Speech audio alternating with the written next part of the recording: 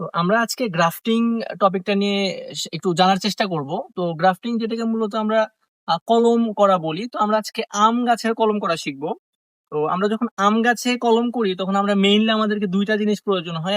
একটা হচ্ছে আমাদের সায়ন, যেটা আমাদের উপরের অংশে থাকে আমরা দেখবো, এবং আরেকটা হচ্ছে আমাদের রুট রুট স্টক, যেটাকে আমরা বলি মানে মূল অংশ গাছের। তো আমরা আজকে ভাইয়ের সাথে পরিচিত হব।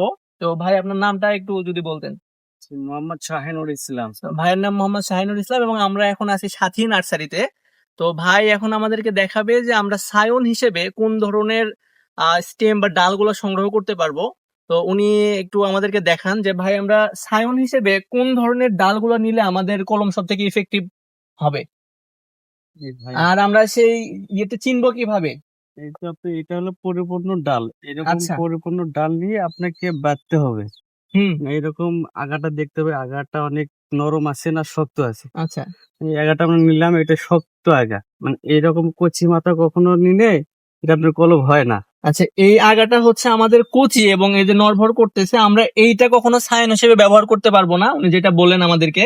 আমাদেরকে সায়ন হিসেবে ব্যবহার করার জন্য মোটামুটি একটু শক্ত ধরনের ডাল নিতে হবে। এটার বয়স কিরকম হতে পারে? এটা আপনার 1 মাস।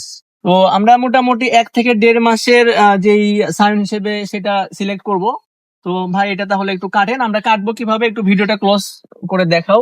এই যে আমরা এখানে কেটে নিলাম, হ্যাঁ। কাটার পরে এই অংশটা এইভাবে কেটলাম। তো ভাই আমাদেরকে দেখাচ্ছে কিভাবে আমরা সায়নটা প্রস্তুত করব।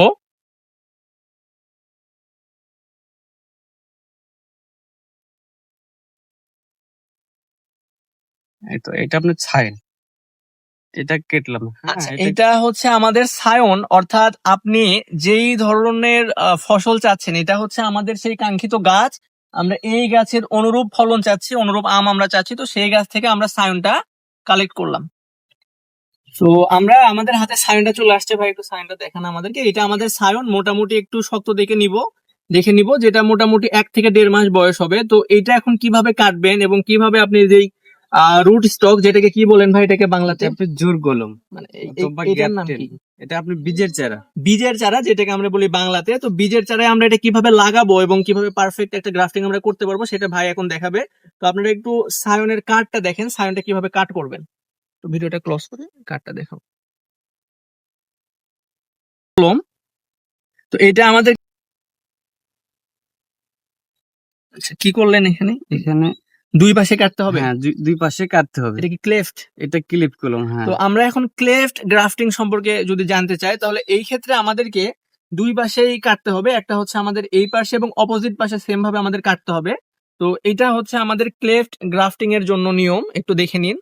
এই পাশে এবং এটার অপোজিট পার্ট দুই পাশে কাট করতে হবে। এবং আমরা রুট স্ট্রোকটা এবার কিভাবে কাটবো সেটা একটু ভাই দেখাবে।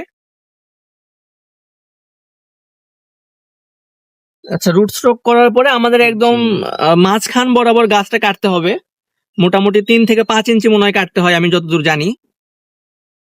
হ্যাঁ, তো এটা আমাদের মাঝখান থেকে কাটতে হবে, যেটা মেন রুট স্টক বা বীজ গাছ যেটা। এরপরে এটাকে এর মধ্যে ঢুকে দিতে হবে। এরপরে আমাদের কাজ মোটামুটি শেষ, এবং এরপরে এটা আমাদেরকে পলিথিন দিয়ে বেঁধে দিলে আমাদের মোটামুটি গ্রাফটিং এর কাজ শেষ। তো ভাই, এইটা আমাদের কতদিন পরে আমরা এটা একদম সম্পূর্ণভাবে জোড়া লাগবে এবং এটা বিক্রি উপযোগী জোড়া হবে? লাগবে প্রায় 1 থেকে 1.5 মাসের মধ্যে আপনি বেচার উপযুক্ত। আচ্ছা। আর জোড়াটা লাগে আপনার 15 দিনের মধ্যে জোড়া লাগে।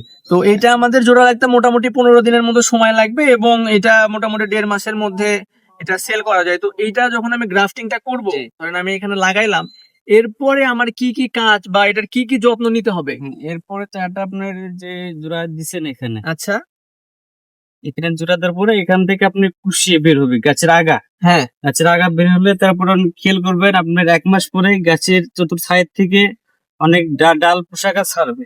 হ্যাঁ। ছাড়ার পরে ওখান থেকে আপনি ডালগুলো ভেঙে দিতে হবে। আচ্ছা। ভেঙে দেওয়ার পরে গাছটা এখান থেকে কুশি বের হলে আপনি পরিপূর্ণ ভাবে চারা হয়ে গেল।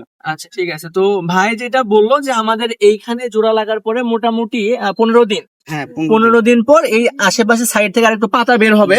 তো আমাদের ওই পাতাগুলা কেটে দিতে হবে। ওই পাতাগুলা কেটে দেওয়ার পরে মোটামুটি আমাদের এইটা মোটামুটি আমাদের কলম করা শেষ হয়ে যাবে। তো ক্লেফট গ্রাফটিং এই পর্যন্তই ছিল। আমরা এরপরে যেটা জোড় কলম বলি, আমরা জোড় কলম সম্পর্কে একটু ধারণা রাখবো। তো এবার আমরা জোড় কলমটা দেখবো। হবে ওটা আপনি ভেঙে দেওয়া লাগবে। ভেঙে না দিলে এই গাছটা আপনি দুর্বল হয়ে যায়, এই কারণে এই গাছটা ভাঙ্গা। আচ্ছা ভাই, একটু আমাদের যেই বললাম আমরা 15 দিন পর আমাদের গাছটা ভেঙে দিতে হবে, তো ভাই আপনি একটু এখান থেকে একটা গাছে মোটামুটি 15 দিন পর আমরা কোন পাতাগুলো জ্বালাবো এবং কোনগুলো ভাঙতে হবে যদি একটু দেখাইতেন। জি ভাইয়া। তো ভাই একটা গাছ নির্বাচন করছে, এটা হচ্ছে আমাদের সেই কলম করার যে অংশটা, এই তো যে এখান জয়েন্ট। থেকে আমরা এটা 15 দিন আগে কলপ করছি গাছটাতে। এরপরে এই যে নিচে এরকম একটা অংশ বের হয় গাছ থেকে, আপনার ডাল। এই গাছ থেকে যে ডালটা বের হ্যাঁ, হবে এই ডালটা আমাদের এরকম ভাঙতে হবে, এরকম ডালটা একটু ডালটা, আপনি দেখান। হ্যাঁ এইরকম এই যে ভেঙতে হবে এইটা। আচ্ছা, এটা যদি নতুন যেটা হ্যাঁ, বের হবে সেটা ভাঙবো, জি, পুরাতনটা ভাঙবো না। না না, এই যে এইটা কলম করার পরে আমাদের বের হয়েছিল, তো আমরা এই পার্টটুকুকে ভেঙে দিলাম, কারণ এটা থাকলে গাছটা দুর্বল হয় আর কি, পুষ্টি কম পাবে। জি। তো এই পুষ্টি উপাদান যাতে এ না নিতে পারে, ওই জোড়া অংশটা নিতে পারে, এই জন্য এটা আমরা যে নতুন প্ল্যান্ট এখান থেকে আমরা এটা রিমুভ করে ফেলি।